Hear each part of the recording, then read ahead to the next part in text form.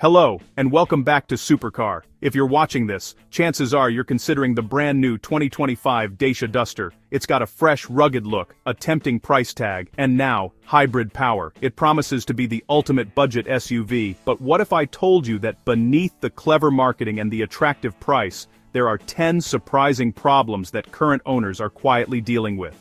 Today, we're pulling back the curtain on the things nobody tells you. Before you sign on the dotted line, you need to know this. Make sure you smash that like button, and if you want the real truth on all the latest cars, hit subscribe and turn on notifications. Let's dive into the 10 surprising 2025 Dacia Duster problems. Number 1. The overbearing, annoying driver assist systems. Think the Duster's new safety features are a bonus. Prepare for a battle every time you turn the key. The 2025 Duster is packed with mandatory new EU safety regulations, but the execution is aggressive. We're talking about an overly zealous speed limit recognition that constantly beeps and alerts you, even when the sign it read was for a side road. What's truly surprising and frustrating is that these systems, like lane, keeping, assist, and speed alerts, reset every single time you turn the car off and on. This means every drive starts with a mandatory, multi-step deep dive into the settings menu just to switch off the constant nagging. This isn't a safety feature, it's a daily ritual of annoyance.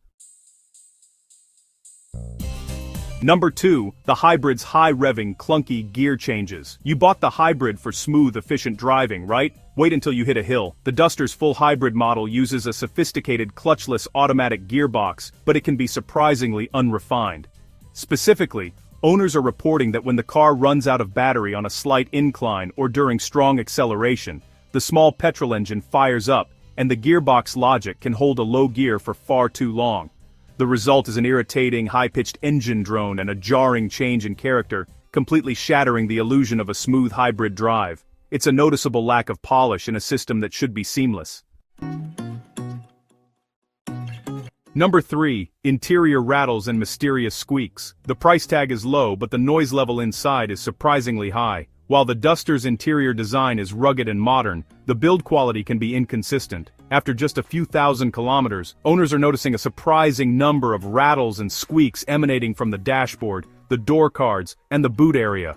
On rougher roads, the cheap, hard plastic panels, a necessary evil for the price point, don't seem to be holding together as tightly as they should. This persistent chorus of creaks seriously detracts from the otherwise improved noise isolation compared to the previous generation. So, your instruments should really be instant, right? But in the Duster they might actually be running a few frames behind. The introduction of a fully digital instrument cluster is, well, a welcome modern touch, but honestly, the performance is surprisingly sluggish.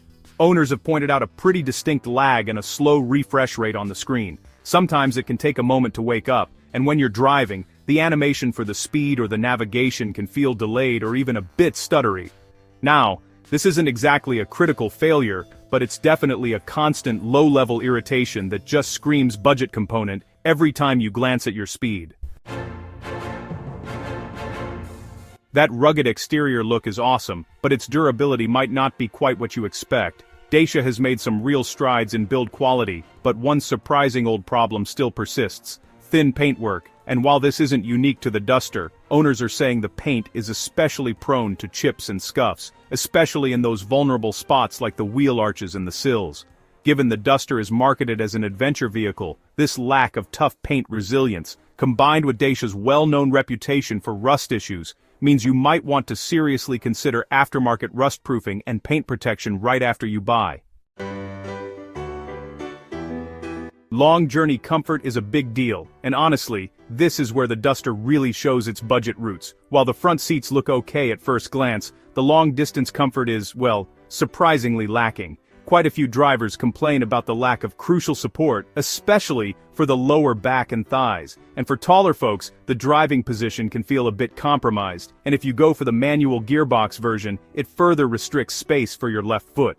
If you're planning on doing regular trips over 2 hours, this is a surprisingly frustrating issue that will definitely make itself painfully known. The parking aids are there to help, but sometimes they just enjoy screaming at you for no reason. The Duster's parking assistance systems are a mixed bag. While the cameras are helpful, the parking sensors are startlingly sensitive, often detecting phantom objects or starting to scream when you are still a significant distance from an obstacle. It gets even worse in the rain, where the system can become wildly inconsistent. This over-eagerness can lead to drivers simply turning the system off, defeating the purpose of the convenience feature entirely. Want the best of both worlds? All-wheel drive and an automatic transmission? The Duster makes you choose. This is a surprising functional limitation for an SUV. The 2025 Duster offers a competent 4x4 system, but it is only available with the manual gearbox. If you want the convenience of the automatic transmission, you are locked into the front-wheel drive configuration, whether you choose the mild hybrid or the full hybrid. This forces buyers into a difficult compromise: all-weather traction or easy urban driving. You can't have the best of both. Safety isn't always about airbags, it's also about seeing the road. While higher trims come with LED lights, the lower and mid-spec models are still fitted with standard halogen bulbs, and their performance is surprisingly poor. Owners on dark country roads are finding the light output to be weak and the beam pattern inadequate. In an age where even small hatchbacks offer excellent LED illumination as standard, this penny pinching on a crucial safety component is a surprising and disappointing drawback. You bought the hybrid for amazing MPG, but heavy traffic might give you a nasty surprise. The Duster Hybrid shines in city driving at lower speeds where the electric motor takes over. However, in heavy stop-start congestion or when climbing long, steep hills, the mild hybrid system can rapidly deplete the small battery.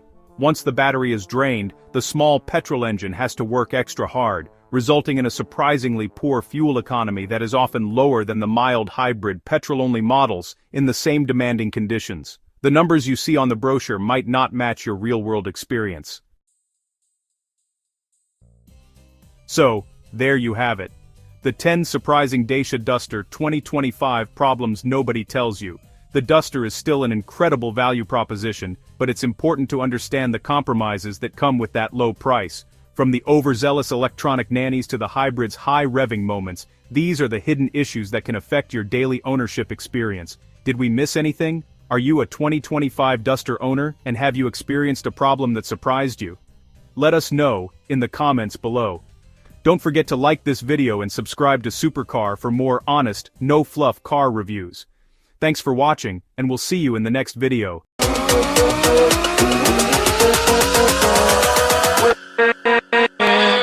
With